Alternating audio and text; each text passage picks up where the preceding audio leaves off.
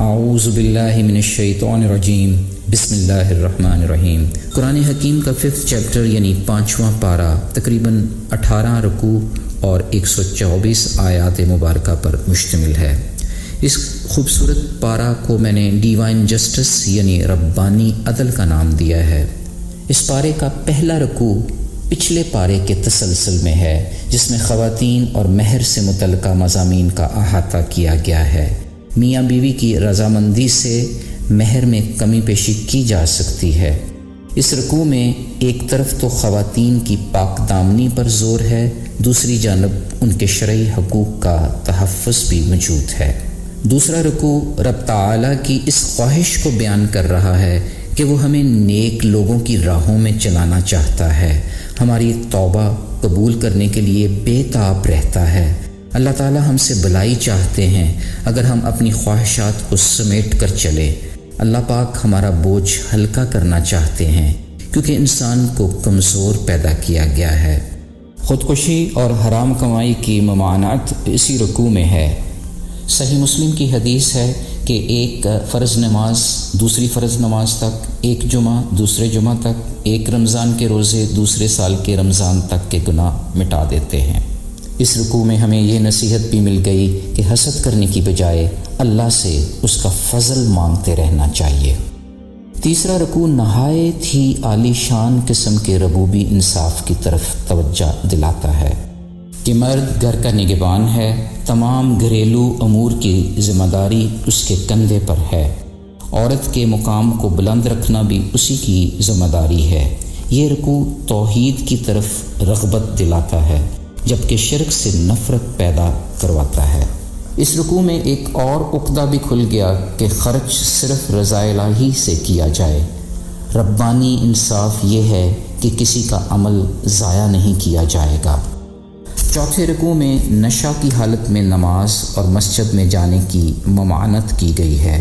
اس رکوع میں یہود کی تجارت کو بدترین کہا گیا ہے کیونکہ انہوں نے دنیاوی مال ہمیشہ رہنے والی نعمتوں سے خرید لیا اور وہ اللہ پر جھوٹ بھی باندھتے ہیں۔ پانچویں رکوع میں قرآن حکیم پر ایمان لانے کا حکم بھی دیا گیا ہے اور یہ کہ یہود پر اللہ کی پھٹکار ہے۔ مسلمانوں کو کفار پر فوقیت حاصل ہے۔ اس رکوع میں امانتیں ادا کرنے کا حکم دیا گیا ہے اور لوگوں کے ساتھ انصاف سے فیصلہ کرنے کی اہمیت پر زور دیا گیا ہے۔ اے ایمان والو، اللہ اور اس کے رسول کی اطاعت کرو۔ چھٹے رکوع میں قرآن و حدیث پر کاربند رہنے کی تعلیم دی گئی ہے۔ رحمت للعالمین کو بحیثیت منصف پیش کیا گیا ہے۔ اطاعت گزاری سے ہمیں شہداء، انبیاء کرام، صدیقین اور صالحین کی رفاقت نصیب ہوگی اور یہ یقیناً بڑا ہی فضل ہوگا۔ ساتویں رکوع میں جہاد کی تعلیم دی جا رہی ہے۔ جہاد کے پیچھے بھی ربوبی انصاف پوشیدہ ہے کیونکہ اس عمل سے کمزور خواتین، بچوں اور مردوں کی مدد ہو جاتی ہے، اور یہ کہ مسلمان صرف اللہ کی رضا کے لیے لڑتے ہیں، مد مقابل شیطان کے دوست ہوتے ہیں۔ یقین دلایا جا رہا ہے کہ شیطان کی چال انتہائی کمزور رہتی ہے۔ آٹھویں رکوع میں اس بات کی وضاحت ہو رہی ہے کہ جہاد کا حکم مسلمانوں کی خواہش کے عین مطابق آیا تھا، مگر ڈرنے والوں کو قائل کیا جا رہا ہے کہ پرہیزگاروں کے لیے آخرت ہی بہتر ہے۔ اللہ تعالیٰ انسان سے مخاطب ہو کر فرما رہے ہیں کہ اے انسان، تجھے جو بھلائی ملتی ہے وہ اللہ کی طرف سے ہے، جبکہ برائی تمہارے اپنے نفس کی وجہ سے۔ بخاری اور مسلم کی ایک مشترکہ حدیث ہے کہ رسول اللہ صلی اللہ علیہ وآلہ وسلم نے فرمایا، جس نے میری بات مانی اس نے اللہ سبحانہ و تعالیٰ کی بات مانی، اور جس نے میری بات ٹھکرائی اس نے اللہ تعالیٰ کی بات ٹھکرائی۔ اسی رکوع میں قرآن پاک پر غور و فکر کا حکم بھی دیا جا رہا ہے۔ نیکی کا بدلہ نیکی ہی ہے۔ حکم دیا جا رہا ہے کہ ایک دوسرے کے سلام کا جواب دیا جائے۔ ترمذی اور نسائی میں درج ایک خوبصورت حدیث ہے کہ ایک شخص رسول اللہ صلی اللہ علیہ وآلہ وسلم کی خدمت میں حاضر ہو کر کہنے لگا، السلام علیکم۔ آپ صلی اللہ علیہ وآلہ وسلم نے وعلیکم السلام فرما کر اس کے سلام کا جواب دیا۔ پھر وہ بیٹھ گیا تو آپ صلی اللہ علیہ وآلہ وسلم نے فرمایا اس شخص کو 10 نیکیاں ملی۔ پھر ایک دوسرے شخص نے آ کر کہا السلام علیکم ورحمۃ اللہ۔ آپ صلی اللہ علیہ وآلہ وسلم نے جواب میں وعلیکم السلام ورحمۃ اللہ فرمایا۔ پھر جب وہ بیٹھ گیا تو آپ صلی اللہ علیہ وآلہ وسلم نے فرمایا اس شخص کو 20 نیکیاں ملی۔ پھر آخر میں ایک اور شخص آیا اور اس نے کہا السلام علیکم ورحمۃ اللہ وبرکاتہ۔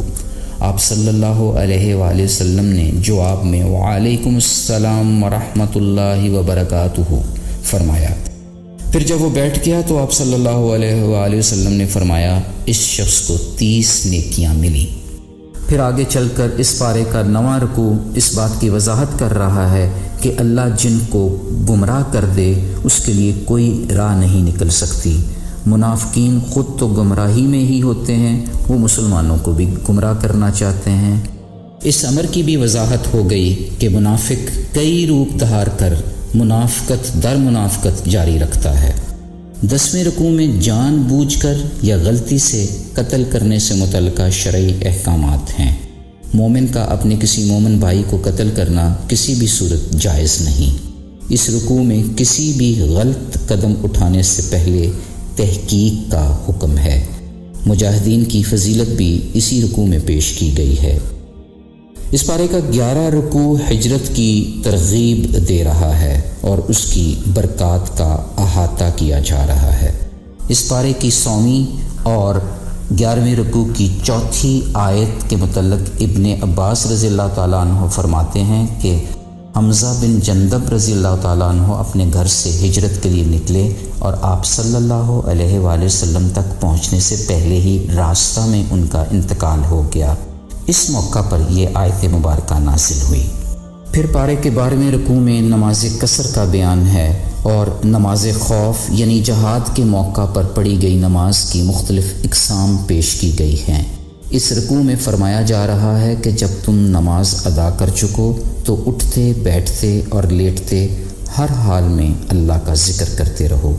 13ویں رکوع میں حکم صادر ہو رہا ہے کہ اللہ تعالیٰ کی دی ہوئی بصیرت کے ساتھ فیصلہ کیا جائے اور خیانت کرنے والوں کی طرف سے دفاع مت کیا جائے۔ مزید یہ کہ اللہ رب العزت سے بخشش مانگی جائے کیونکہ وہ بخشنے والا بے حساب رحم کرنے والا ہے۔ مزید وضاحت ہو رہی ہے کہ رب تعالیٰ سے کوئی چیز چھپائی نہیں جا سکتی۔ پھر اسی رکوع میں جھوٹا الزام لگانے پر سخت وعید آئی ہے۔